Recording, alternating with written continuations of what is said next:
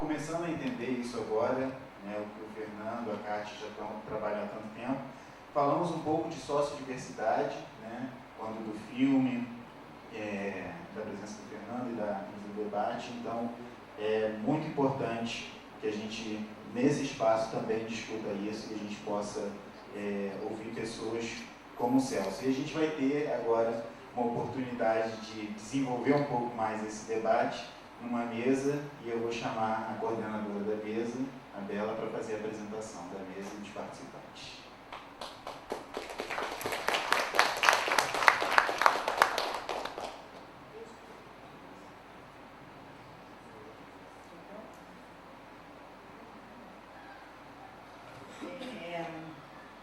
Boa tarde a todos, agora vai ser bem formal, mas acho que nunca abri uma mesa, né? Nem coordenei uma mesa tão emocionada. Eu fiz questão de pedir para deixar essa imagem aqui para a gente começar a mesa, porque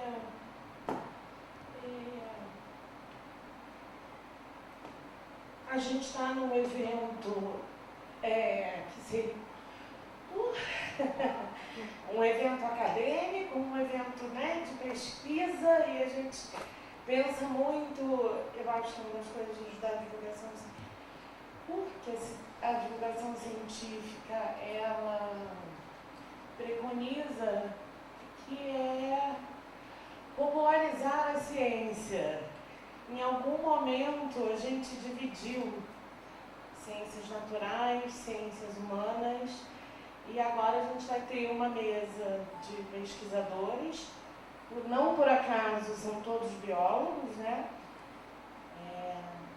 Queria chamar a Joana Macedo, por favor, para se juntar a gente. Celso Sanches.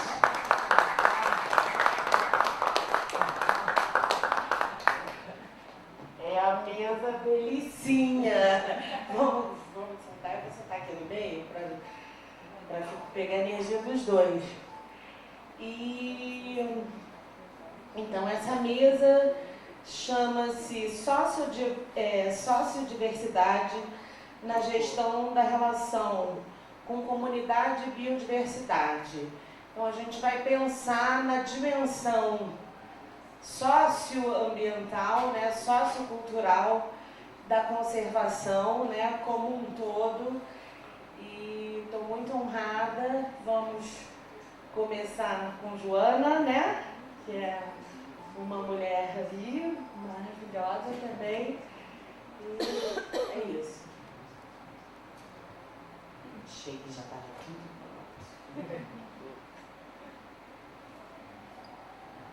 Mas é realmente importante, eu acho que,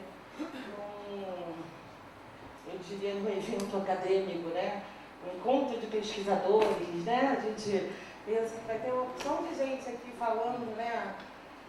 E vai ter também, porque isso é importante, gente falando, né, do piolho do Efipium que mora na cabeça do camarão.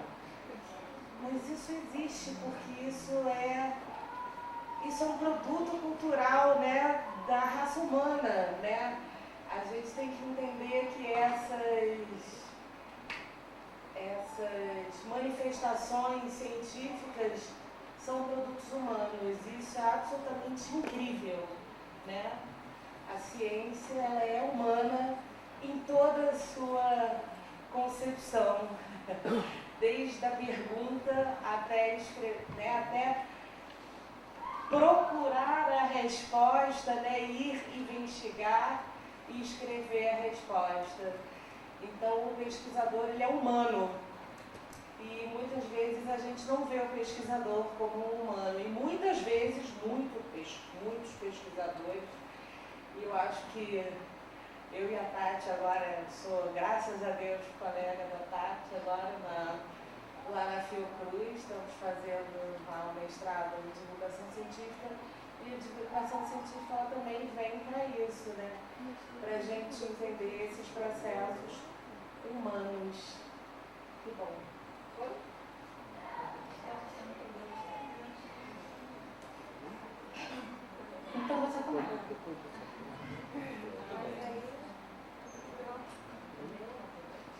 Eu vou falando aqui que a gente, né, pode ir conversando, enquanto eles resolvem com relaxado, né? Porque essas coisas têm a ver com energia.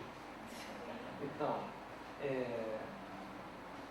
eu acho que uma questão importante quando a gente pensa na divulgação científica e pensando na temática dessa mesa, e eu até propus como uma reflexão, eu estava no Mato Grosso, quando eu recebi um zap do Julião, pedindo um nome para a mesa. E eu tenho muita dificuldade com títulos. Assim. E pedi ajuda para minha orientadora de pós-doutorado, onde esse ano estou afastado para fazer pós-doutorado com ela, a professora Michele Sato. E falei, olha, uma mesa sobre divulgação científica. E antes de terminar a minha fala, ela falou, fácil, aumente o volume. Processo de escuta do cientista na construção de um diálogo possível com a comunidade. E a questão de quando a gente pensa comunicação científica, nós pensamos só em quem está falando o conteúdo e muitas das vezes como fazer a transposição ou a adaptação, ou ainda uma palavra mais perigosa ainda, a codificação ou decodificação daquele conteúdo para o universo do outro. Essas palavras são perigosas no sentido de que elas trazem consigo não só palavras, mas um conteúdo ideológico, que é fruto da nossa perspectiva de ciência, que é fruto, por sua vez, de um projeto político. Essa ideia de que a ciência veio simplesmente do raciocínio de pessoas tenazes ou muito inteligentes, que tiveram capacidade de argumentação, né, como a gente viu em alguma dessas lâminas recentes que o professor Fernandes projetou, citando um americano, que eu não lembro agora o nome, de que também existem pessoas muito inteligentes no povo, capazes de fazer relações. Essa ideia, ela não vem do nada, ela vem de uma certa perspectiva de que o conhecimento científico se descola dos demais tipos de conhecimento.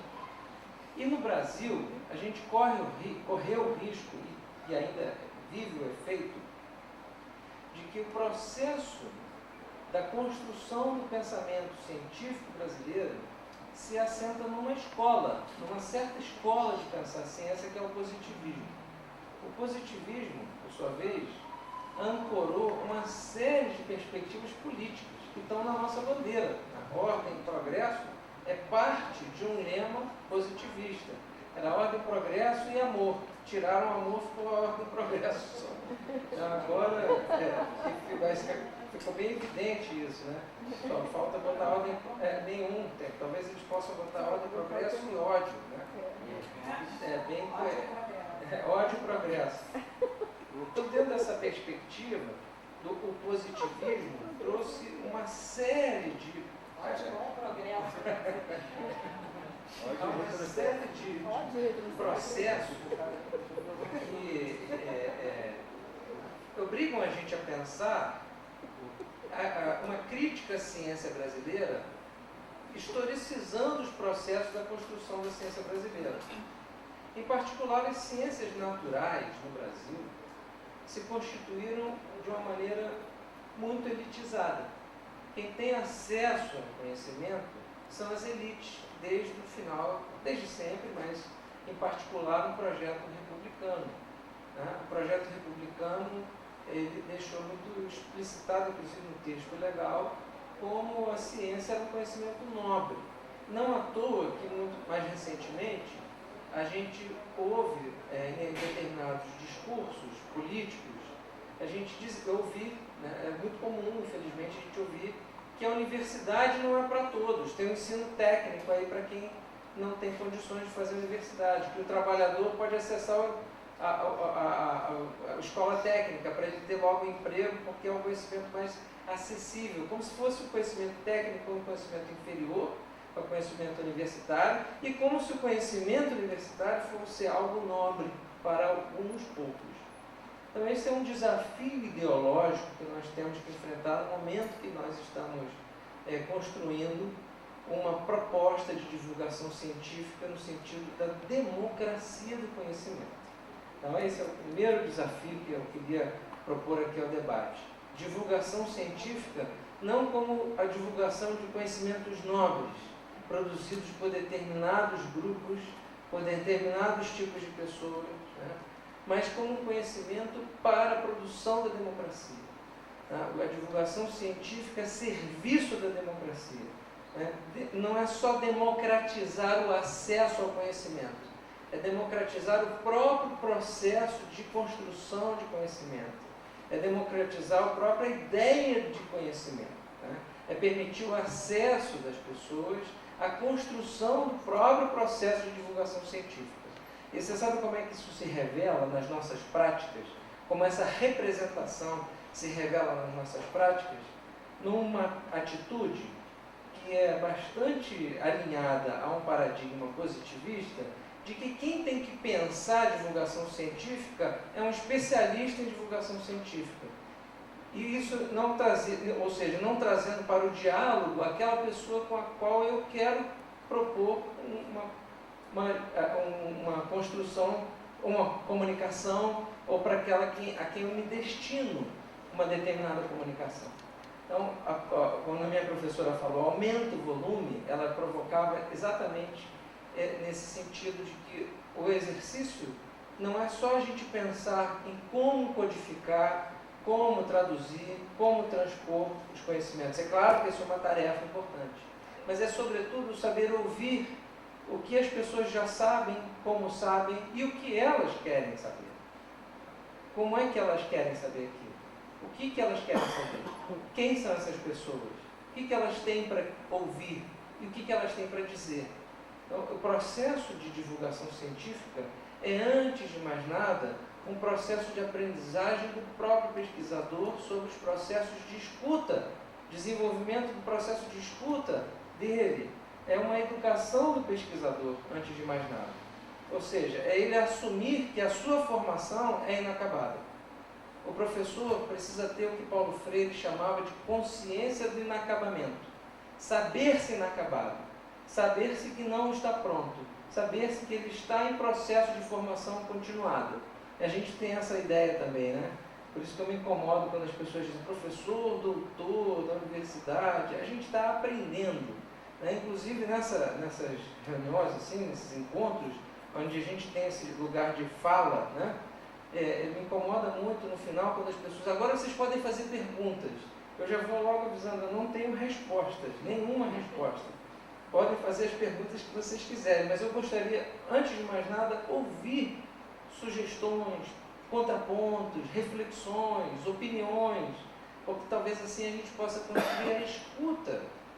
E o processo da divulgação científica passa, portanto, resumindo o que eu quero dizer, no desenvolvimento mais da escuta, o processo de escuta e da formação continuada do que significa divulgar a ciência, do que efetivamente na tradução, na decodificação ou na simplificação dos conteúdos científicos de forma mastigada para aquela pessoa que eu suponho que não sabe o que eu estou falando.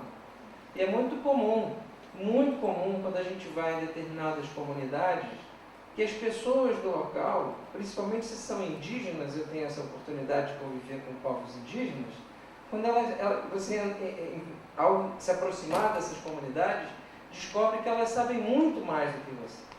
Né? Eu me lembro, nas primeiras aulas de biologia que eu dei na aldeia, eu peguei uns ovinhos de inseto, uma lagarta qualquer, um casulo que eu achei aleatório, e uma borboleta que estava no lustre, morta. E falei, olha, isso aqui é o processo de metamorfose. Juntei as crianças. Isso aqui é metamorfose. Repitam comigo. Metamorfose. Morfoforma. Metamorfose. Repitam. E o pessoal olhava assim.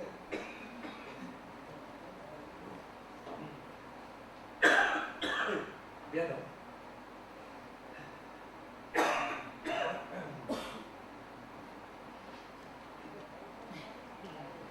Me emocionei.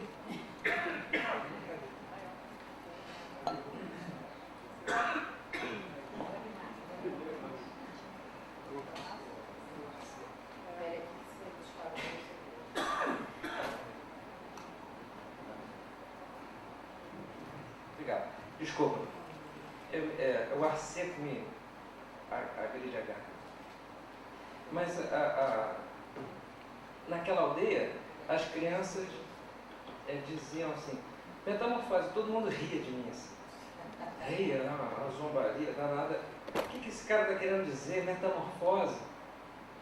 E no final de horas, né, lutando com as crianças ali, as crianças chegam e dizem, olha, professor, esses ovos não são dessa larva, essa larva não é dessa borboleta. Eles sabiam tudo sobre metamorfose. Então ali eu comecei a entender, talvez no processo de formação como biólogo, professor, divulgador científico, devesse se aprender com eles, muito mais do que falar para eles de forma descodificada ou codificada naquela realidade, o que eu achava que eles deveriam saber. E ali eu descobri uma arrogância epistemológica, né? E também uma desobediência epistemológica, como diz um autor que eu gosto muito, chamado Walter Mignolo, do campo da decolonialidade. Diz que nós estamos num momento que a gente precisa desafiar essas epistemologias que estão postas aí como verdades científicas, e uma dessas verdades que me preocupa muito é a verdade da neutralidade da ciência, como se a ciência fosse neutra. A ciência no Brasil nunca foi neutra. Ela teve lado, partido, ela sempre foi das elites, para as elites e para a produção da elite. A ciência sempre esteve a serviço de um projeto pedagógico para formar as elites políticas, econômicas e sociais. E essa ciência sempre produziu um projeto pedagógico a serviço dessa elite. O problema é que essa elite que hoje está no poder, ela ensaia uma necropolítica, é a política da morte. Essa necropolítica se baseia numa necropedagogia. É uma necropolítica porque ela sofistica sua máquina de matar, melhorando e amplificando o seu alvo, precisando do seu alvo, a ponto deste governador eleito dizer que não tem nenhum problema, a gente vai usar snipers, que vai acertar na cabeça o bandido e a gente vai eliminar o inimigo. O inimigo que ele não sabe quem é, que ele nunca ouviu, nem está disposto a ouvir. Essa necropolítica, a política da morte, não, já estou, é a garganta, depois eu quero. Mas essa necropolítica está baseada numa necroeconomia, que é a mesma economia que empurra o agronegócio para dentro das aldeias indígenas, que destrói os ecossistemas, que agora quer desafetar unidades de conservação. Essa necroeconomia que se baseia numa monocultura de soja, de milho, mas também é uma monocultura da mente, uma monocultura das ideias, como diz uma ecofeminista que a gente gosta muito, indiana, a Vandana Shiva. Ela diz que existe uma monocultura da mente. Desculpa, gente, o ar seco me pega a minha garganta. E falando, né, esses dias todos, falando pra caramba, desculpa, perdão. Então, essa necroeconomia se baseia nessa monocultura da mente, nessa ideologia da história única, dessa história dos vencedores, da história das elites. A história dos homens brancos, inclusive, dos vencedores. Né? E aí a gente vê quem é que está morrendo. Os negros, as mulheres, a comunidade LGBT, os indígenas, não à toa. Porque são desses outros lugares onde se produzem outras histórias que ameaçam a história única, que é absolutamente fundamental, central para a produção de uma necroeconomia, para produzir uma necropolítica, que, portanto, tem a sua necropedagogia também, que é essa pedagogia que nos ensina a banalizar a morte, a aceitar a morte dos outros, ou a nem sequer saber quem está morrendo. Se a gente perguntar quantas pessoas morreram em Mariana, poucos de nós vamos saber. Durante o período da intervenção militar no Rio, mais de 1000 pessoas foram mortas durante o período da intervenção. E a gente não sabe o nome e o sobrenome dessas pessoas, porque a necropedagogia faz com que a gente banalize essas mortes, banalize essa maldade, dê as costas para elas. Então, como cientista, como educador ambiental, eu me vejo na obrigação de pensar uma educação ambiental outra, e eu chamo de desde o sul, por isso, porque ela passa por baixo, por dentro de nós, desde o sul de todos nós, e pensa quem são esses outros? Quem são essas outras histórias não contadas, ou como diria Walter Benjamin, que outras histórias a contrapelo estão aí, denunciando o risco da história única, como nos diz Chimamanda Ngozi, e que nos apontaria para uma possibilidade de uma superação desta necropedagogia em nome de uma pedagogia da vida. Então, para ir finalizando, que eu quero ouvir mais vocês do que ficar elaborando teorias aqui, a divulgação científica, ela tem que partir de um compromisso ético com a vida, a princípio. E ela deve partir, portanto, da escuta sensível das comunidades, da escuta sensível desses sujeitos para os quais eu destino aquela comunicação científica, ou aquela comunicação, seja ela de qual natureza for. Eu preciso desenvolver a escuta antes de falar e promover o diálogo antes de pensar nos mecanismos de comunicabilidade. A gente está muito preocupado em como fazer a nossa mensagem chegar no outro. A gente agora quer dominar o WhatsApp, as novas tecnologias, o YouTube, para os outros ouvirem o que eu tenho a dizer. Mas talvez o exercício não seja esse. Talvez o exercício seja desenvolver um processo de escuta de como é que nós podemos ouvir melhor para promover um diálogo melhor, um diálogo horizontal, onde eu possa aprender com o outro e assim construir um processo pedagógico de ambas as partes, onde o outro possa me ensinar a ser mais, como diria Paulo Freire. E é isso que se trata o desafio de ser pesquisador, de pensar a comunicação científica nos dias de hoje. Desafiar a necropedagogia, desafiar a necroeconomia, desafiar a necropolítica, em nome de uma política da vida, em nome da defesa indelével da vida, um princípio ético de defender a vida em todas as suas formas, porque eu sou biólogo, eu não aceito assinar um laudo que venha a pôr em risco qualquer ser vivo. Nós biólogos temos isso no nosso código de ética, né? Defender a vida em todas as suas formas, manifestações. Então, ter como princípio a defesa da vida e pautados no diálogo, na amorosidade, na horizontalidade e na capacidade urgente de reaprender a existir, ser e sonhar. É isso. Obrigado, gente.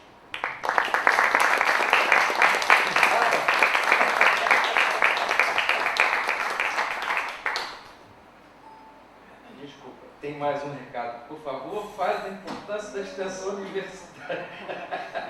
Fala. Mas eu falo, mas é importante fazer essa fala mesmo.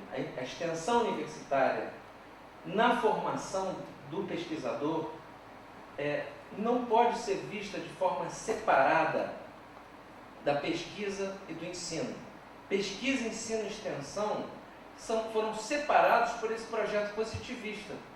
O projeto positivista de pensar a universidade e a ciência separou a extensão e inclusive deu esse nome à extensão. O que é extensão? É estender algo, esticando, fazer um puxadinho, estender, fazer uma acomodação, fazer chegar onde não estava antes. A extensão é uma ideia antagônica à ideia mesma de inclusão. Se eu incluo, eu não preciso estender, eu estou incluindo. Percebe? Então, o processo de extensão tem que ser repensado dentro do projeto de uma universidade pós-positivista, de uma universidade crítica capaz de dar conta dos desafios do que significa fazer uma ação com compromisso social. A universidade, sobretudo a universidade pública, Bela, tem um compromisso de pensar a formação das pessoas a partir do seu compromisso social. Quando a gente vê as reformas curriculares propondo uma parte dos seus cursos para projetos de extensão, como faz a Unirio, a FRJ, a UF, a gente percebe como é que esse projeto ideológico do positivismo opera nas nossas estruturas curriculares, deslocando a ideia de extensão da própria dimensão da prática formativa. Como a gente pensa de uma maneira diferente lá na Unirio, o exercício nosso, na nossa disciplina de Ciências Naturais na Educação 2, e também no mestrado e doutorado, que eu convido aqui, se alguém estiver fazendo mestrado e doutorado quiser fazer a disciplina esse semestre, terça-feira à tarde, Nós vamos estar discutindo temas em educação. E parte da disciplina é pensar como o seu projeto final da disciplina pode ser aplicado em contextos sociais. Então, é pensar a dimensão do compromisso social da universidade, da ciência, do conhecimento produzido no âmbito de uma disciplina durante a própria disciplina.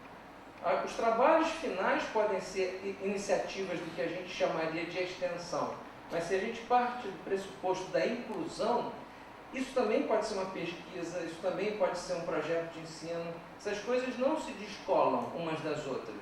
Tudo isso caminha de forma muito imbricada.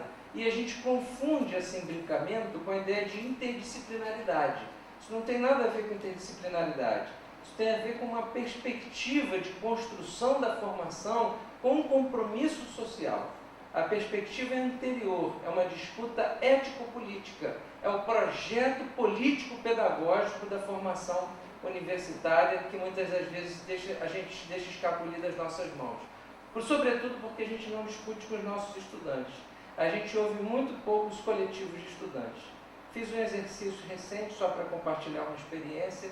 Na Unirio, eu tive a oportunidade, 3, 4 anos atrás, fazer uma roda de conversa, não uma palestra, com estudantes de coletivos organizados e perguntar para eles como é que eles dariam a disciplina que eles gostariam de ter. E a ementa é totalmente diferente, sendo a mesma. É a mesma ementa, mas dada de forma coletiva a partir do processo de escuta, onde eu, o professor, só aprendi nesses últimos 4 anos. A construção do conhecimento como parte do projeto da extensão universitária, que não se descola da ciência, da produção da ciência, que disputa o conceito mesmo de construção de conhecimento científico e de formação continuada. É uma mudança de ponto, de postura do professor, de um ponto de quem quer falar para o ponto de quem quer ouvir. Por isso a extensão universitária, para mim, de certa forma, precisa ser revista inclusive na sua nomenclatura. Eu não gosto de dizer que faço extensão, eu gosto de dizer que eu faço universidade pública, popular, plural e diversa. É isso. Obrigado.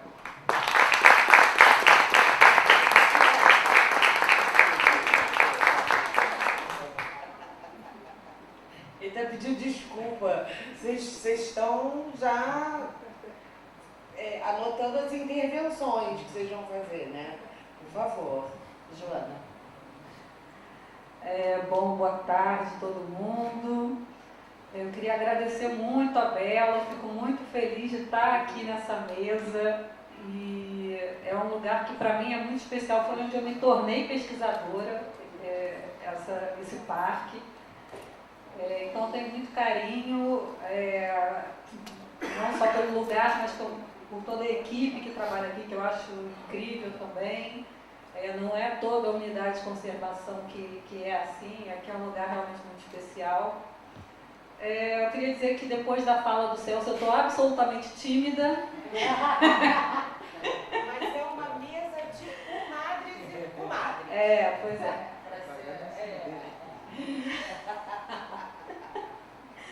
Mas muito feliz porque é um tema que eu gosto muito e é sempre um prazer poder falar sobre isso e sair um pouco dessa coisa muito dentro da caixinha biológica, né, que volta e meia eu me vejo de volta nela, mas eu gosto de circular e não ficar nessa caixinha. Que vocês não sabem, ela vai falar, mas eu devia ter falado. A Joana veio falar pra gente de reintrodução de anta. Olha só a mesa que a gente vendeu ela. Bom, eu vou ficar em pé e eu posso, essa coisa...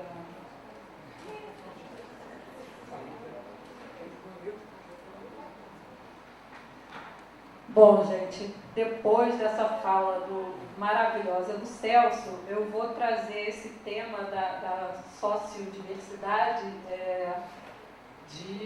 trazendo um exemplo bem prático de um trabalho que é desenvolvido aqui na região do Mosaico Central Fluminense, que é a reintrodução das antas.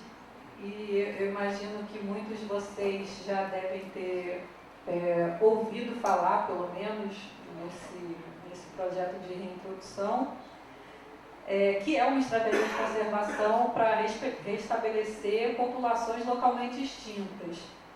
E, bom, o Fernandez já falou um pouco sobre essa questão da reintrodução. Ele lidera esse projeto de pesquisa, que é o projeto Refauna, que tem esse objetivo de reconstruir interações ecológicas perdidas,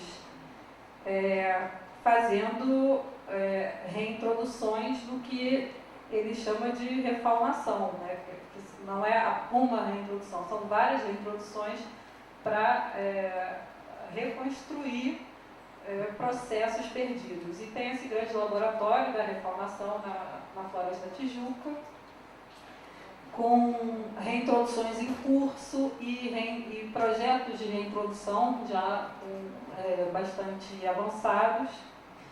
Mas eu vou falar de uma reintrodução que está dentro do Refauna, mas não nesse laboratório de refaunação, que é a reintrodução da anta. Aqui, né, a ideia é reintroduzir no mosaico central fluminense. E, bom, por que a anta? Porque é um animal que é um animal ameaçado, que está extinto do Rio de Janeiro, pelos dados oficiais há mais de 100 anos. E é um animal que tem um papel ecológico bastante importante, bastante peculiar, até pelo tamanho do animal. É um animal que come muitas folhas e também frutos. E tem a capacidade de dispersar frutos grandes, que outras espécies, os dispersores pequenos, não são capazes. Frutos grandes, dispersa, como come muito, dispersa em grande quantidade, anda muito, dispersa para longe. É um papel muito importante, sem contar, enfim, outras questões como pisoteio, enfim, é um papel ecológico importante, perdido, e que nenhuma outra espécie aqui no estado do Rio desempenha. E, além disso, é um animal que tem um baixo potencial de conflito por não formar bando, ser um animal solitário e ocorrer com densidade naturalmente baixa.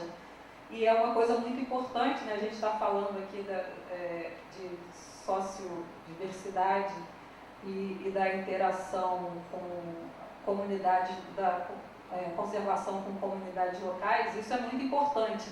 Não dá para pensar em reintroduzir um animal que tem alto potencial de conflito, porque isso não vai ser aceito pela comunidade local e, com certeza, não vai dar certo a reintrodução. Bom, então, a reintrodução ela é feita a partir da régua, que é uma RPPN, a Reserva Ecológica do Apiaçu, colada no Parque dos Três Picos.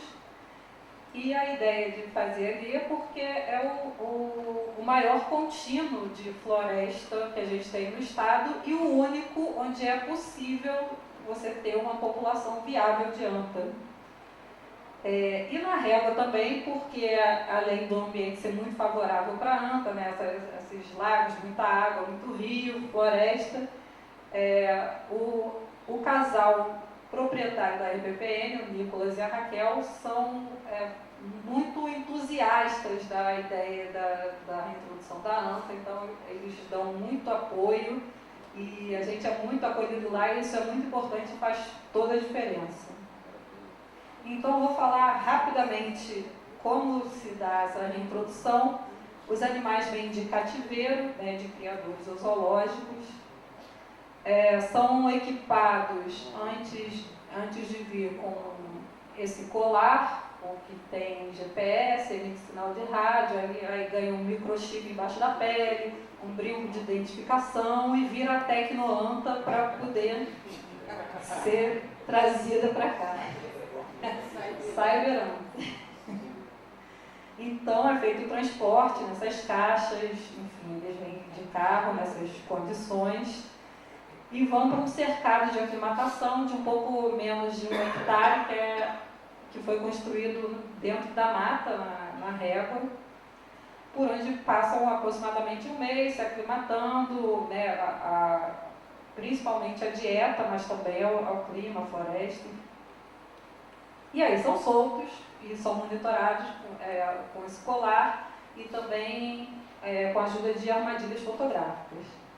Mas a história começa muito antes daí, né? Existe todo um processo muito longo, burocrático, para chegar na reintrodução. Eu não vou me alongar sobre isso, é só para ilustrar. Esse planejamento teve início em 2012 e a primeira reintrodução aconteceu 1 ano atrás, em dezembro de 2017. E esse é um dos aspectos humanos da reintrodução. E aqui eu trago vários atores humanos de alguma forma envolvidos nesse processo. Cada ator humano desse tem uma série de ações e de influências nesse processo de reintrodução. Eu fiz esse slide e pensei, meu Deus, tem que escrever sobre isso, mas não vou me estender sobre isso aqui agora, porque eu vou focar nesses 2 atores que estão em negritos, os moradores do entorno dessa RPPN e agricultores do entorno. E eu botei também essa foto do professor Maron, que é o coordenador da reintrodução da ANTA, e dos alunos de iniciação científica na nobre missão de coletar cocô. Mas enfim, é um trabalho importante. E uma foto também do Sidney, o tratador e encantador de anta, melhor amigo das antas. Não sei o que seria da gente sem ele. Mas então, a gente entende que esse trabalho ele é absolutamente impossível se a gente não tiver a parceria, a colaboração das populações do entorno da área onde esse animal vai ser reintroduzido. Sem isso, a gente tem certeza que não dá certo, que a gente não teria reintrodução. Então a gente procura cultivar essa relação do projeto com o entorno e procura conduzir essa reintrodução com respeito aos problemas e à autonomia desses produtores rurais. Porque a gente tem certeza que ninguém está ali plantando, fazendo lavoura por hobby ou para desestressar ou nada disso. É um modo de vida, é um modo de ganhar a vida, de sustentar a família e tem que ser respeitado, né, com todas as suas peculiaridades que muitas vezes a gente nem conhece. E aí, dentro do que o Celso falou, é uma coisa que a gente também está lá para conhecer, para entender e trabalhar junto com isso.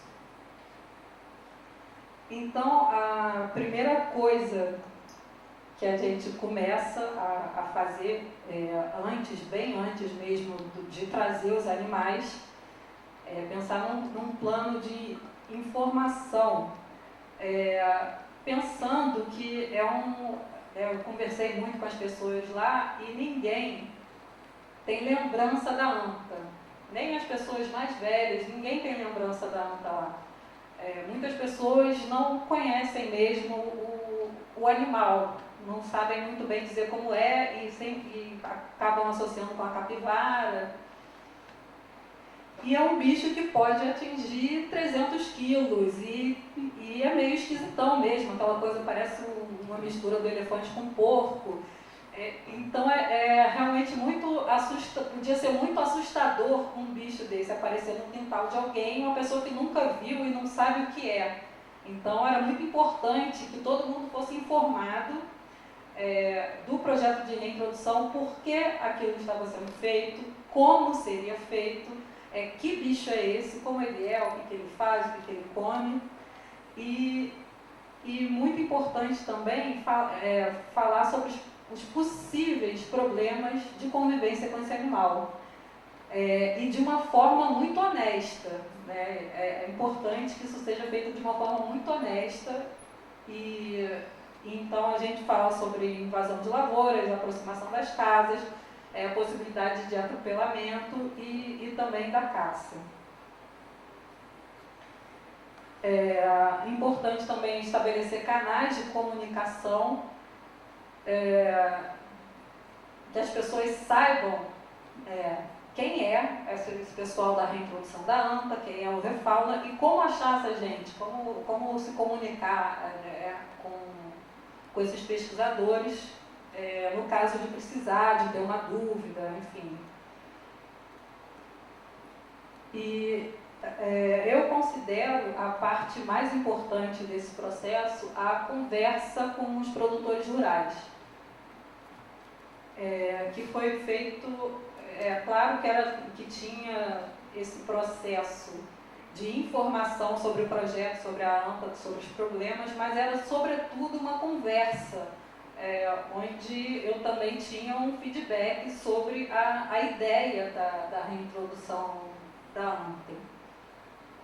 E isso foi feito com muitos produtores rurais, batendo de porta em porta, marcando reunião, tomando muito cafezinho. E, além disso, eu fiz várias palestras em escolas e em igrejas, enfim, vários lugares onde a gente foi, em geral, convidado por intermédio da Raquel e do Nicolas, que tem a abertura desses espaços. Aí não dá para ver direito, mas é um desenho que as crianças de uma escola fizeram das antas e elas escolheram os nomes das antas antes delas chegarem. E é uma coisa engraçada porque eu,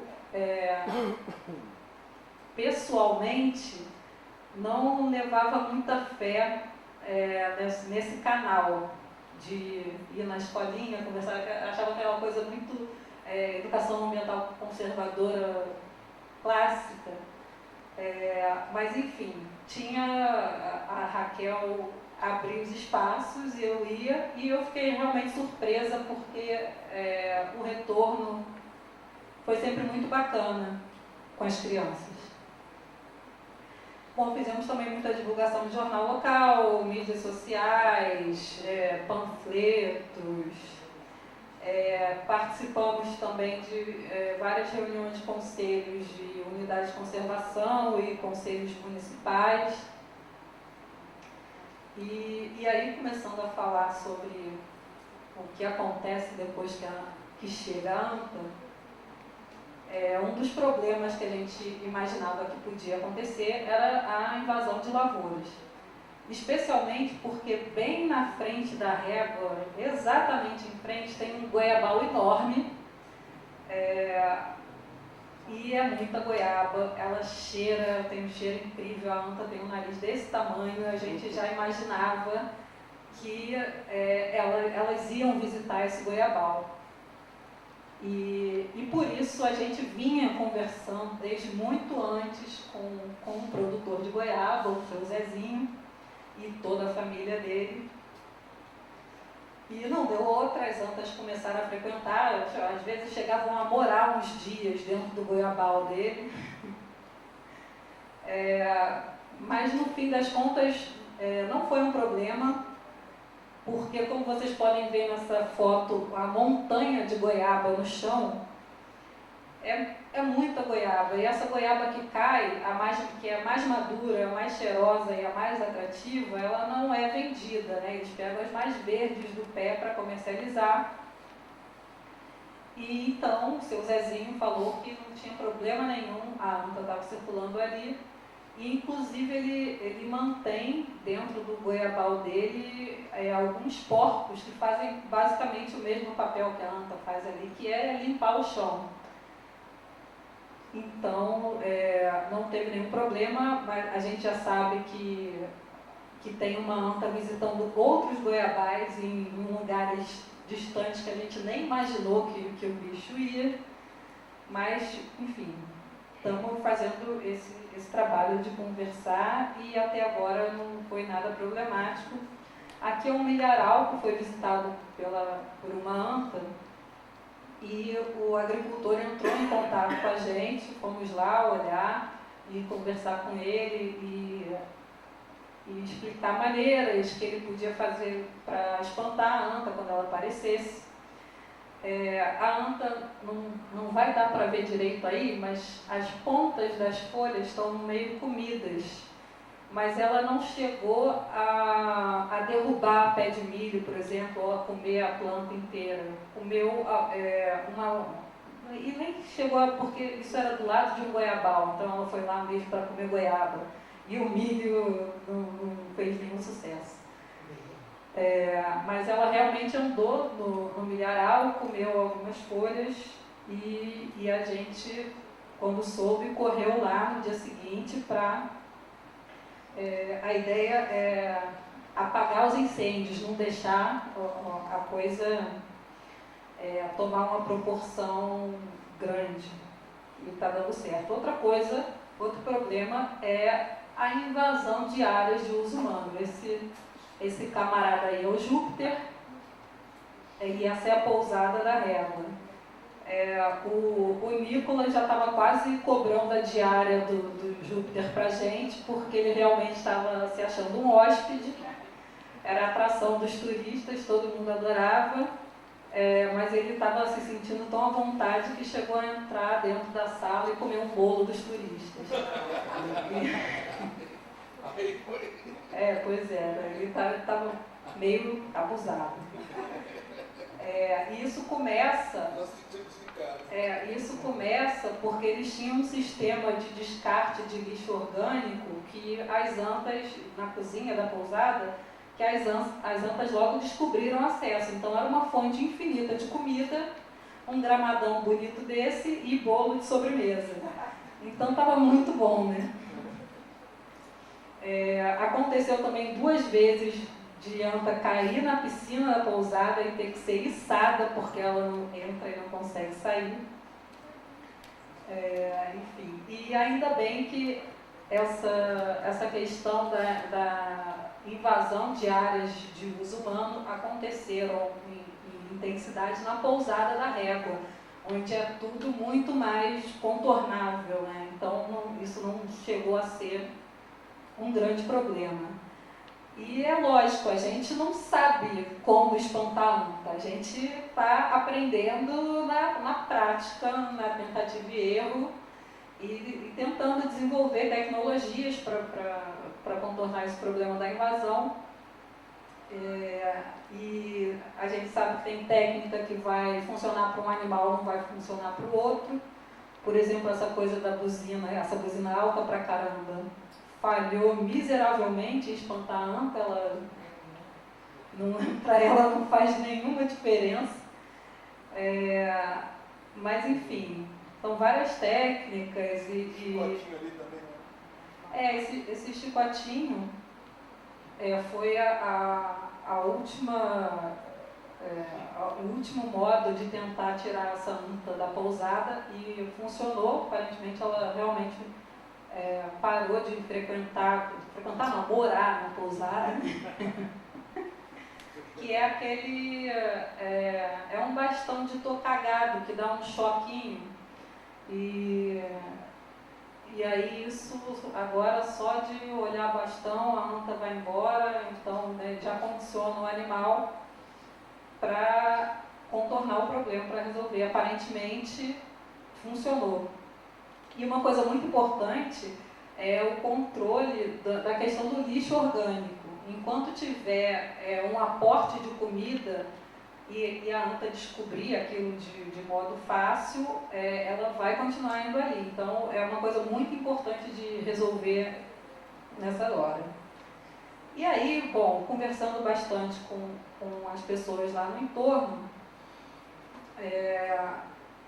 essa coisa do ataque a lavouras, antes das antas chegarem, já existia uma preocupação de alguns agricultores com relação ao ataque à lavoura por causa da capivara, que eles estavam tendo muito problema com capivara, né? Alguns agricultores tiveram muito prejuízo com plantação de milho e estavam realmente apreensivos com a entrada de mais um animal que potencialmente podia atacar a lavoura.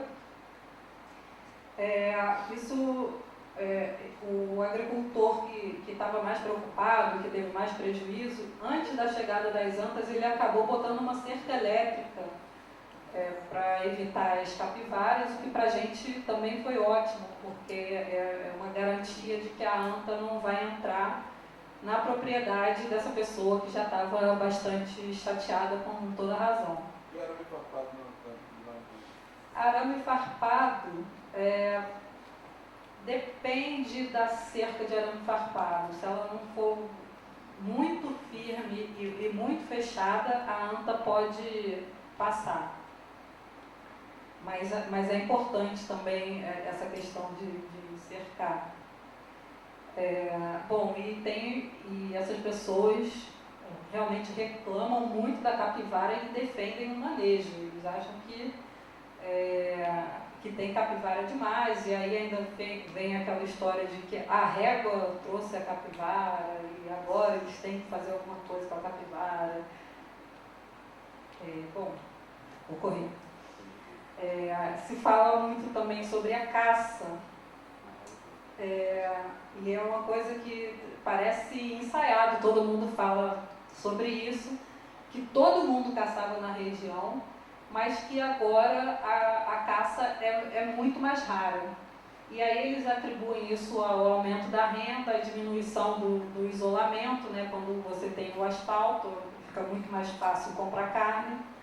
A falta de interesse dos jovens na caça, eles só estão no celular, eles não querem saber de ir para o mato. E ao mesmo caçar só com Pokémon. Tirando o Pokémon, ninguém vai caçar muito não. E o pessoal mais velho, eles já falam que dói o joelho, dói as costas, eles não querem mais saber de subir morro para pegar gambá. E também teve a questão da contratação dos grandes caçadores da região pela régua como guarda-parques, né? Isso fez uma diferença aí na dinâmica dos caçadores. Me relataram também preocupação com o atropelamento e, claro, isso não é uma preocupação exatamente com a anta, né, mas com a integridade das pessoas, porque é um animal muito grande e um acidente com uma anta, ainda mais se a pessoa estiver de moto, é bem preocupante. E tem uma parte na estrada que elas usam para atravessar da régua para o Goiabal, que fica na curva, então e elas em geral fazem esse trajeto à noite, então é preocupante. A gente já solicitou quebra-mola para a prefeitura e estamos no processo de botar placas na estrada. Bom, de modo geral, as pessoas apoiam a iniciativa, gostam, acham legal, ficam interessadas. E surgem algumas perguntas, né, algumas dúvidas.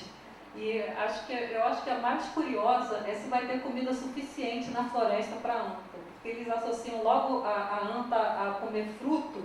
Imaginam, não tem, vocês deviam ter plantado uns abacateiros antes de trazer a anta. Jaca tem muito, né, já não precisa nem plantar.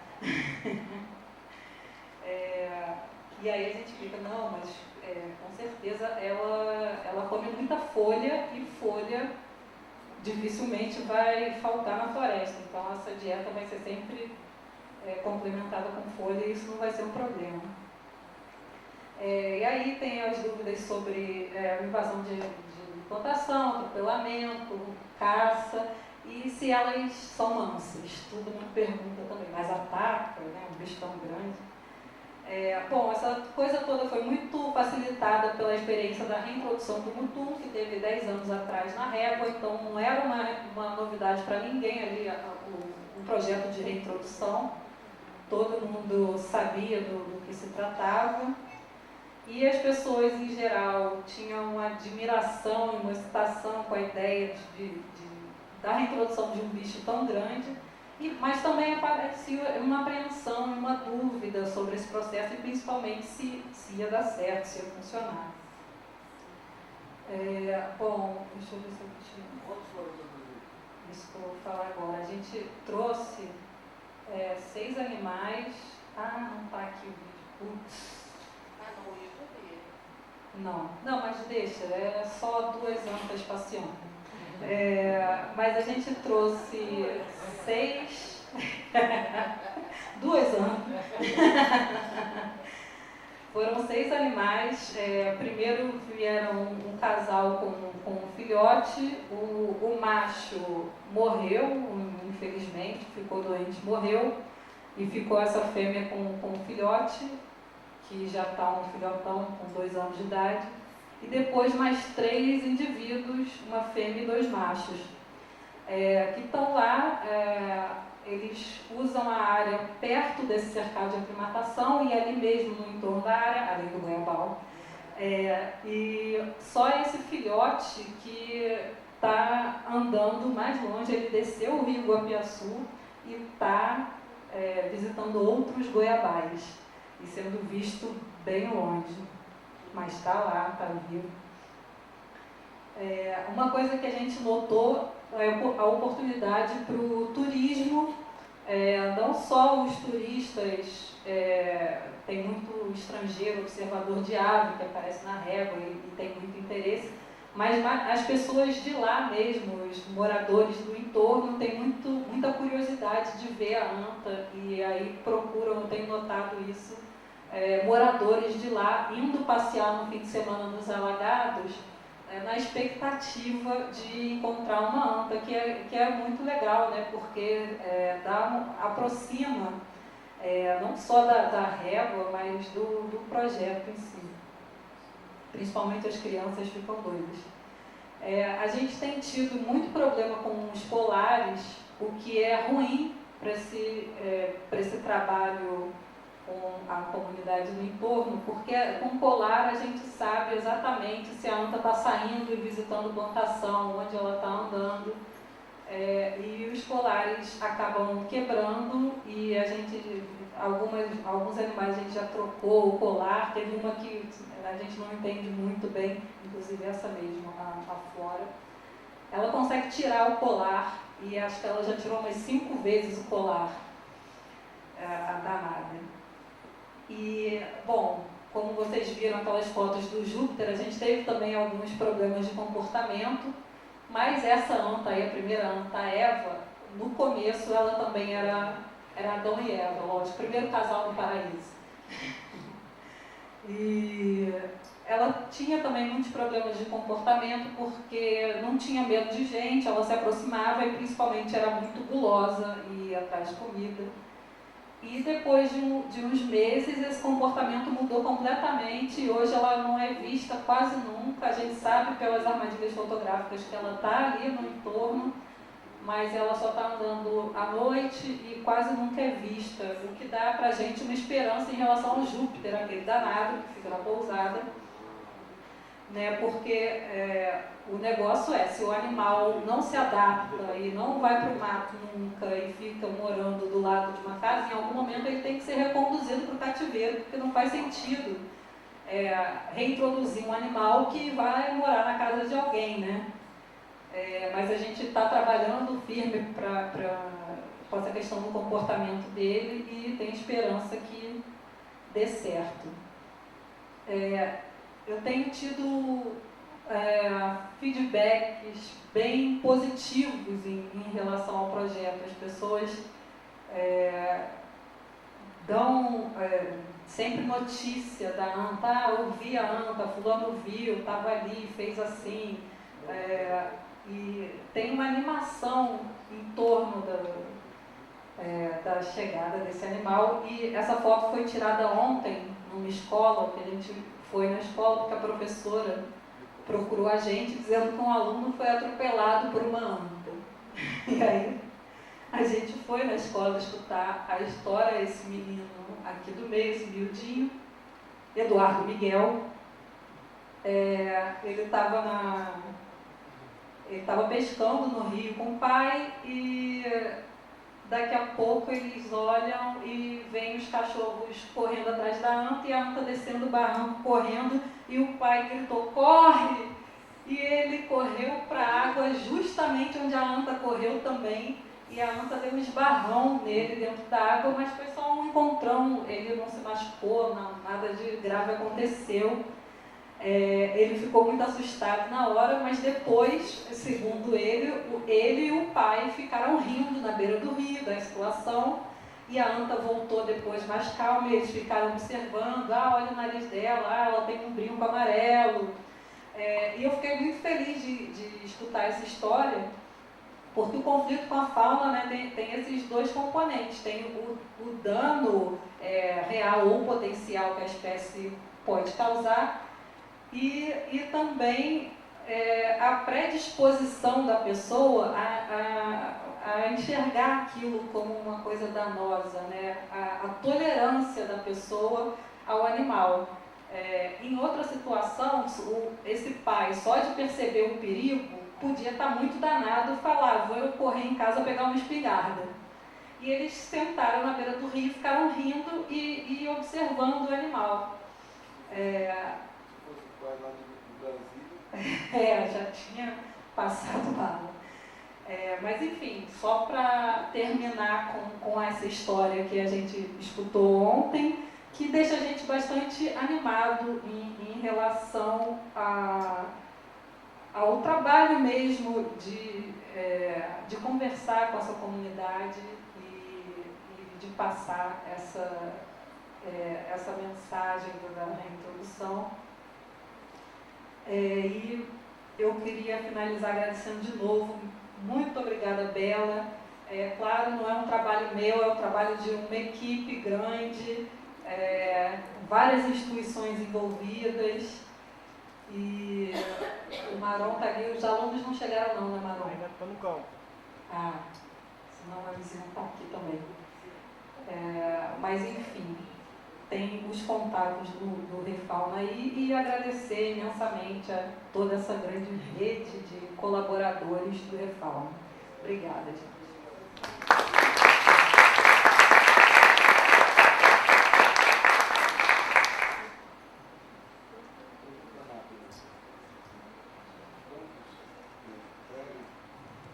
Quanto tempo ela produz?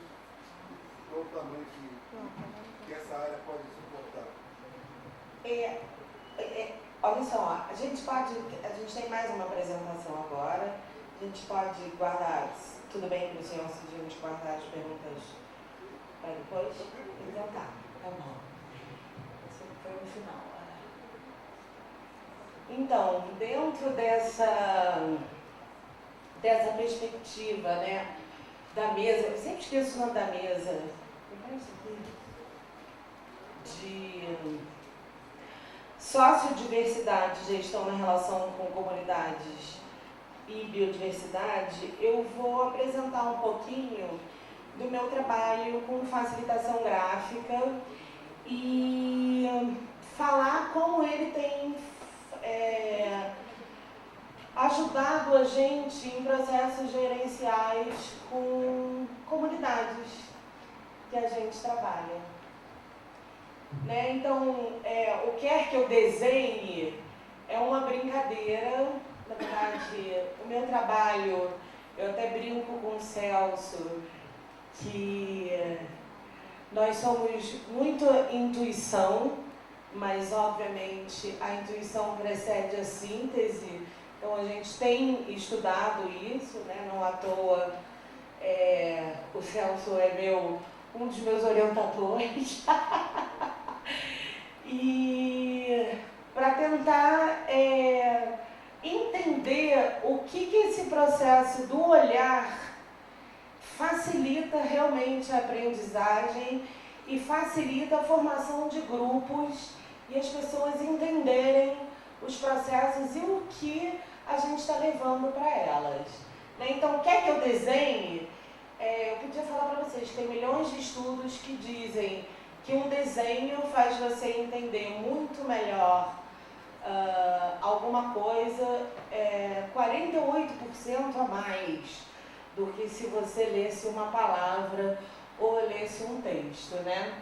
Então, a facilitação gráfica como ferramenta para construções de novos paradigmas, e vocês vão entender Por que novos paradigmas? A primeira coisa que eu faço quando eu vou num lugar onde as pessoas não me conhecem, e principalmente quando é uma comunidade, muitas vezes que está numa condição de opressão, né? Eu chego lá e imagino, quem é essa gorda, né? Essa moça cheia de tatuagem que veio aqui falar na minha comunidade, ficou desenhando o tempo inteiro.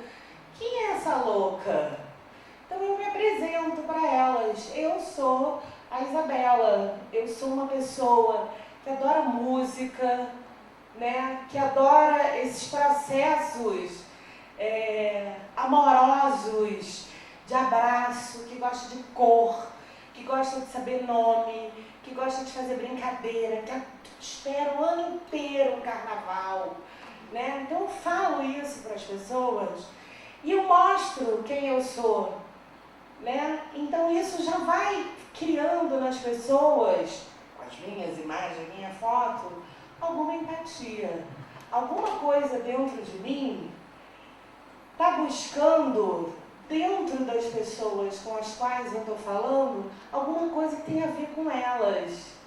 E elas começam a perceber isso quando eu falo com elas. Né? Tem uma coisa em comum entre a gente. Por mais que você seja um caiçara, um quilombola, um pesquisador da Universidade de Montana, uma professora da UFRJ, tem alguma coisa a ver entre a gente? Tem alguma coisa dentro de mim que entende quem você é. Porque nós gostamos, às vezes, das mesmas coisas. Ou não. E não tem o menor problema. Então, o processo de construção de conhecimento, ele está sendo, né, construído, né, das políticas públicas ambientais. E a integração desses saberes populares e científicos, eles qualificam esses processos. Eu estou usando a facilitação gráfica para qualificar mais ainda esses processos. Então, por exemplo, quando a gente precisa... Isso aqui, eu só vou mostrar imagens de trabalhos que eu fiz, eu vou falar muito rápido. Mas isso aqui é em Itambi. Itambi é um distrito de Guaxindiba, Apaguapimirim, onde moram uma comunidade de catadores de caranguejo. As pessoas não sabem ler, mas o pessoal da Apaguapimirim precisa conversar com eles. Então, ao invés de fazerem uma ata escrita, o que a gente faz? A gente desenha o que cada mulher e o que cada homem está falando. Então, desculpa, volta. Eu achei que eu tinha colocado um zoom. Então, eu acho que em algum momento tem um zoom. Então, quando no final da reunião, esse painel está pronto, sem palavras, só com desenhos, uma caranguejeira que vira para mim e fala, fui eu que falei aquele desenho ali. Sabe o que aconteceu nela? Ela se empoderou. Ou seja, a gente nesses processos está conseguindo fazer com que as pessoas tenham voz. Porque a gente trabalha para a justiça ambiental. Né? A gente dentro, né, estudando o processo da crise civilizatória, né, tudo que o Celso trouxe, não vou trazer muita coisa, mas a gente entende que a conservação só vai ser feita quando não existir pobreza. Não existe como você falar em conservação se existe injustiça ambiental. Não existe como eu falar em conservação se tem gente vivendo e tomando água de esgoto. Se tem gente que chega em casa e não tem água para tomar banho. Eu não posso falar em conservação. A conservação, de fato, não acontece. Então, nesse paradigma da justiça ambiental, a falsificação gráfica, né, ela é uma metodologia. Eu odeio quando leio slide, eu estou lendo slide. A facilitação gráfica, ela permite que a gente se aproxime, que a gente, sabe, que a gente fique mais livre de coisas e que a gente fale. Por exemplo, algumas pessoas devem conhecer o Francisco, é um professor lá um etnólogo da Universidade Federal de Feira de Santana. A gente foi num encontro de saberes na Resex do Corumbau. A Resex do Corumbau fica no sul da Bahia, tem muita comunidade indígena. É difícil trabalhar com indígena, porque é um mundo completamente diferente. Os mundos são diferentes, né? E isso aqui eu trouxe, porque isso aqui é o laboratório dele, ele levou isso para o laboratório, né? E ele foi falar de etnologia, dos trabalhos dele com o que acontece na relação do ser humano com a natureza. Mas ele foi falar de etnotaxonomia, ecologia trófica. Aí quando perguntaram para ele, mas o que é etnologia? Ele falou, é a ecologia do povo. Aí alguém entendeu do povo, né? Então, a brincadeira é essa, é trazer o que o grupo está trazendo na hora. Pode ser que se eu fosse falar de etnologia aqui agora, não saísse o desenho do povo. Mas lá saiu e as pessoas, elas entenderam aquilo, a gente pôde falar e cada tentáculo, depois a gente faz a leitura dos painéis, e cada tentáculo as pessoas levantavam a mão e falavam, não, esse tentáculo não era isso não, sabe? O grupo, ele cria uma identidade e a gente cria essa egrégora. A gente começa a criar uma outra relação, porque o que há entre eu e você é muito mais do que nitrogênio, átomo, né?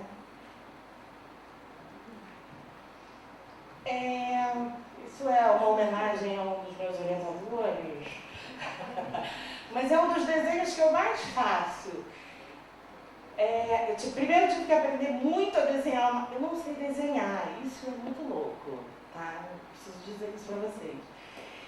E uma das coisas que eu precisei fazer foi aprender a desenhar o mapa do Brasil. E depois aprender a desenhar a América do Sul de cabeça para baixo. Porque é o seguinte, a gente precisa inverter as coisas.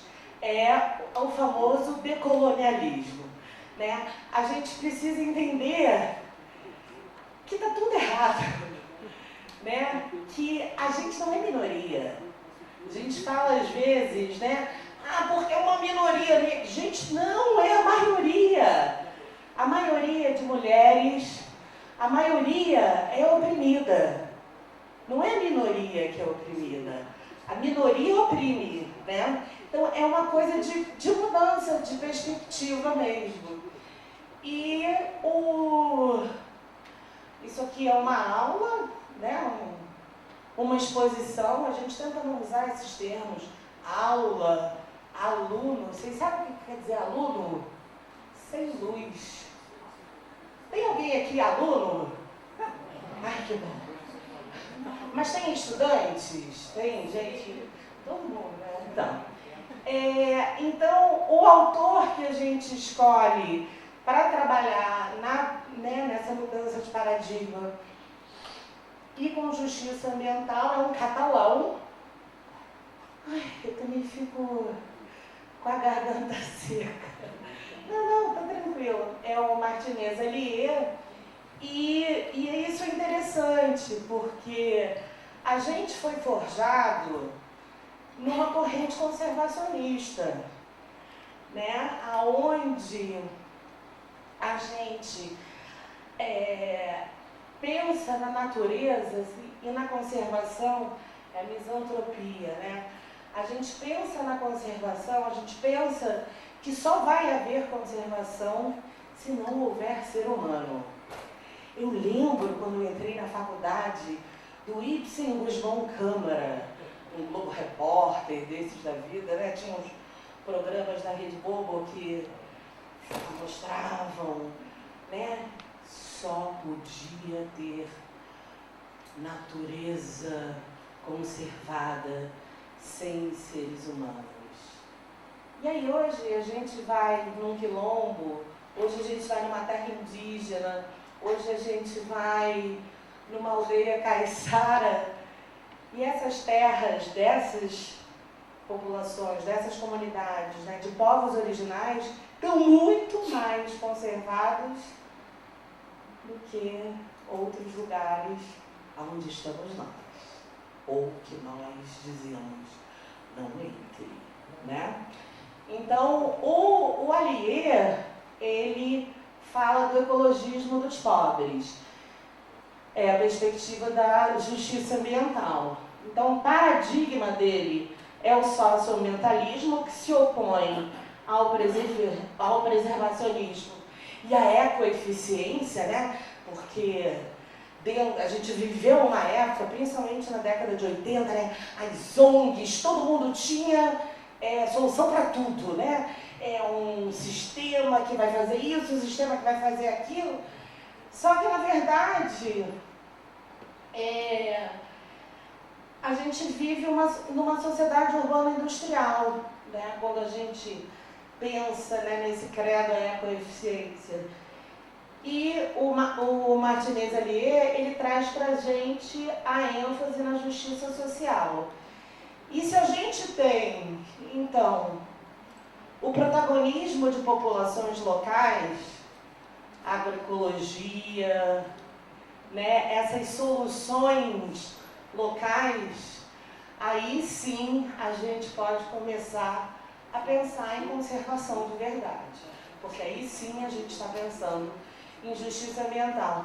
E é quando é interessante a gente começa a pensar, e isso é muito eu, por isso que eu me apresento, na questão das relações dos povos originários com a terra, com o Pachamama. Né? O Martinez ali, ele traz isso. Ele traz, inclusive, as coisas dos povos originários. As coisas é ótimo, né? Toda a sabedoria dos povos originários sul-americanos, da América Central, né? Do culto ao Pachamama, né? E do culto ao feminino, que é uma coisa que eu trabalho também, e eu levo para o meu trabalho isso, né? Porque a gente sabe que as mulheres são a maioria que está nesse trabalho. E a mulher, muitas vezes, é a pessoa com quem a gente vai ter que trabalhar, porque ela tem ou conversar mais, ou acolher, ou ouvir, porque ela tem, muitas vezes, a tripla jornada, ou a quarta jornada, porque ela ainda apanha, porque, enfim, porque é isso, por favor. Bom, já falei bastante do que é, né, a ferramenta pedagógica, facilitação gráfica, mas eu quero dar ênfase à formação de identidade e essa resistência a padrões estabelecidos. Bom, aí, parece muita informação, mas isso é uma aula do Marquinhos e eu faço isso em tempo real, tá? Enquanto o Marquinhos está dando a aula, eu estou fazendo isso e quando ele acaba, 40 minutos depois de dar aula, eu apresento isso. Ou seja, a capacidade de que essa imagem tem e dessa crítica se formar na cabeça das pessoas é muito maior. Então aqui foi uma aula que o Marquinhos, todo mundo sabe quem é, né? Que estava aqui agora há pouquinho. Então foi uma aula de macro tendências da educação ambiental, contando um pouco da história documental da educação ambiental, das políticas públicas. E aqui está a discussão que aconteceu e a gente termina com Paulo Freire, né, que a educação não muda o mundo. A educação muda as pessoas que mudam o mundo. Aqui, ó, isso aqui foi minha primeira facilitação gráfica lá em Itambi. Tá vendo ali, então?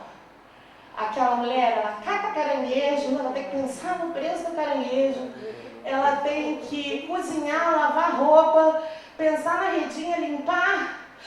Ai, só que ela falou, foi isso que eu falei. E isso aqui tudo, e todas as outras que eu tenho feito lá, estão todas na casinha da Associação de Caranguejeiros de Itambi. São as atas das reuniões. Aqui para falar um pouco, né, dos painéis facilitadores que a gente apresenta depois. E o ideal nesse trabalho seria que a gente pudesse, isso aqui é a rede de mulheres das reservas extrativistas do sul da Bahia e do Recôncavo Baiano, né, da Baía do Iguape. São mulheres que trabalham extraindo marisco, pescando, enfim, trabalham no mangue e têm suas questões de mulher. E elas foram lá trabalhar suas questões de mulher. Então, quando eu me apresentei para elas como mulher e desenhei elas como mulher, elas me aceitaram. E a gente começou a falar de todos os problemas femininos que elas tinham. No final da história, aqui foi um momento maravilhoso, foi um momento de troca, onde várias falavam das violências que elas sofriam diária, violência física, tá? Tipo apanhar de marido, ser estuprada, essas coisas. E no final de tudo, elas estavam tão imbuídas daquela Isabela que estava lá, que era uma delas, porque estava desenhando elas, que elas fizeram os cartazes para dizer que não queriam que um presidente do ICMBio não fosse um servidor de carreira. Quer dizer, mudou a relação, né, do ICMBio com essas mulheres. A facilitação gráfica ela pode ser uma ferramenta para qualquer processo, qualquer atividade. Aqui a gente está fazendo o plano, aqui em cima, né?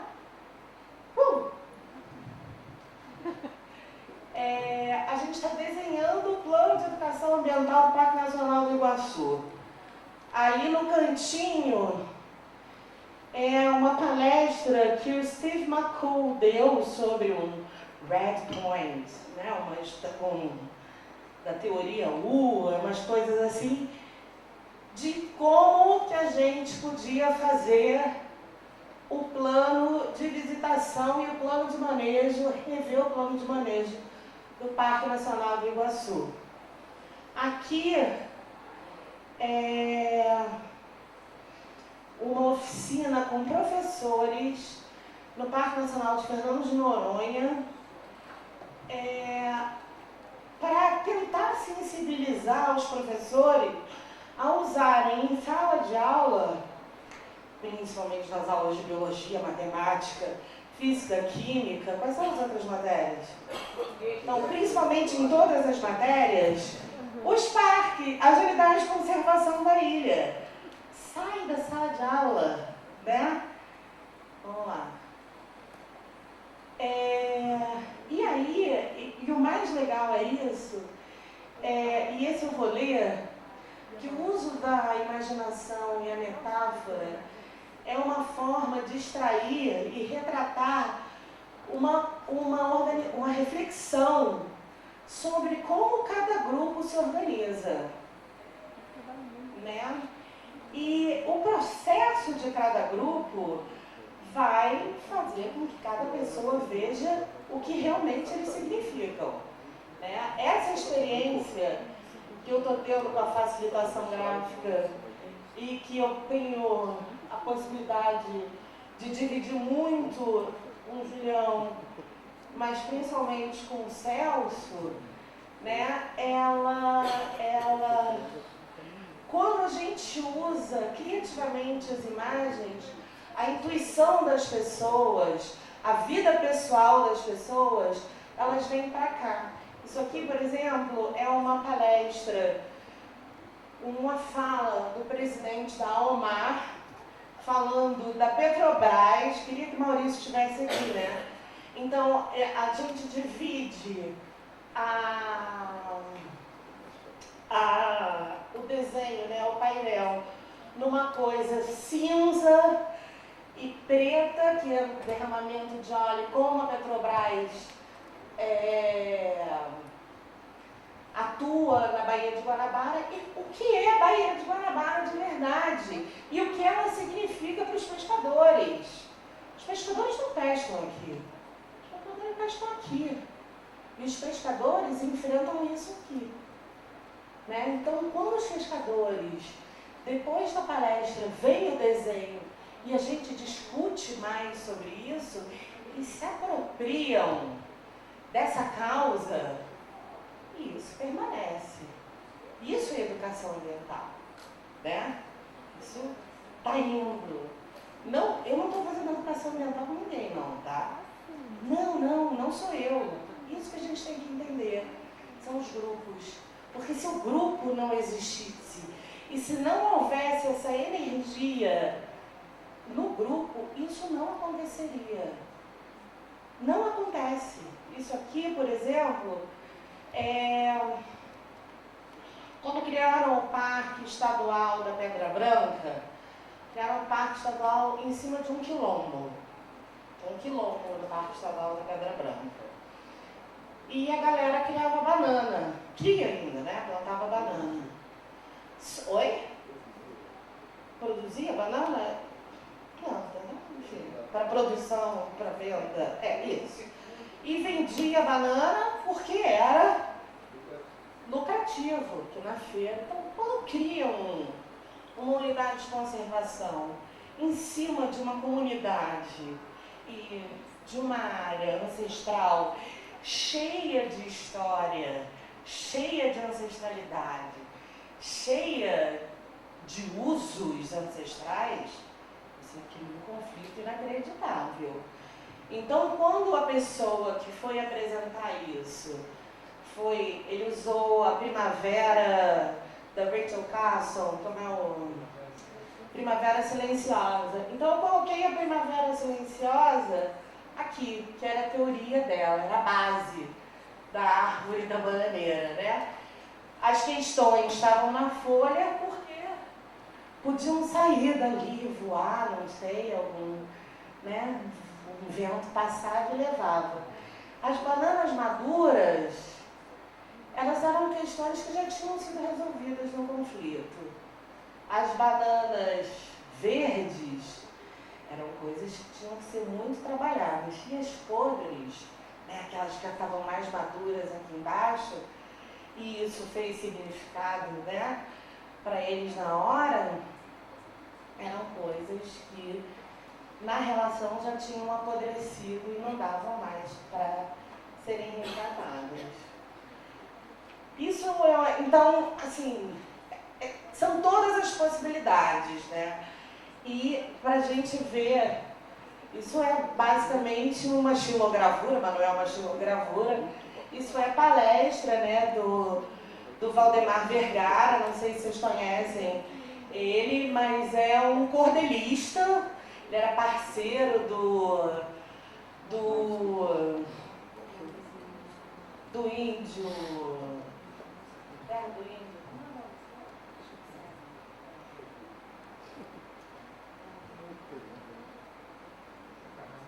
Demarcação já? Como é o nome do... Demarcação já... Chico César. Ele era parceiro do Chico César, cordelista, né? Escrevia com Beto Brito. E um colega nosso do ICMBio. essa foi a última palestra que ele deu antes de morrer. E aí eu não sabia, né, que ia ser a última, ninguém sabia, mas ele falava isso. Como é que eu qualifico participação? E ele criticava muito o papel da universidade, porque ele conhecia pessoas no Mangue, lá no Salgado Paraense, que tinham mais conhecimento e mais história do que muito acadêmico, que ia naquele lugar. A minha crítica não é, eu estou só contando o que saiu dessa facilitação, né? Então tem coisas muito bonitas, porque ele fala, né? Na luta da minha vida eu costuro o pano da dignidade. Enfim, ele foi um cara incrível e isso eu fiz questão de botar aí. E isso a gente faz na hora, porque se não for na hora, não faz, né? Se eu for para casa e apresentar no dia seguinte, eu vou falar, tem graça. Então na hora tem graça. Daí na hora as pessoas se veem ali na discussão, nos cordeizinhos que estão pendurados. Aqui foi um curso de turismo de base comunitária na APA Guapimirim, na Resex Guanabara. ESEC, obrigada. E foi um barato, porque pena que o Carlos não está aí, porque o Carlos fez o curso também. E aí, de repente, as pessoas foram vendo os desenhos e elas foram falando, eu uso isso, eu caço isso.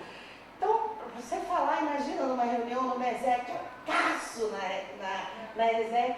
Então, a gente colocou isso aí e está registrado em desenho, a história também. A gente pode acolher qualquer pessoa com um desenho. A gente pode desenhar qualquer desafio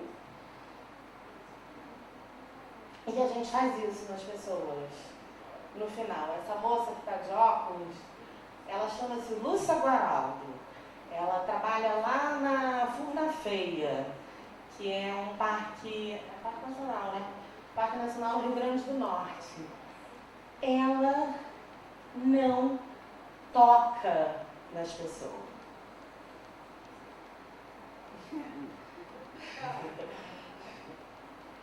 Isso é uma aula de comunicação. A gente, né, na hora, faz uma história em quadrinho, que é uma forma de se comunicar. Isso, a mesma aula anos antes. Pra vocês verem como os grupos fazem diferença. Né? Enfim, a gente pode usar para tudo. Isso é uma aula do Celso! Que a gente fez lá na academia, né? Eu facilitei ele falando sobre os 10 princípios de controle e exercícios pelos meios de comunicação, que é um livro do Noam Chomsky. A mesma aula anos depois. E aí foi legal porque eu fiz a gente fazia na hora, óbvio que eu cortei antes, porque eu já sabia o que era, né? Mas na hora a gente desenhava e a pessoa que era instrutora ia colando, aí depois virou aquilo. A facilitação gráfica, ela conversa muito com várias outras ciências. Por exemplo, a cartografia social.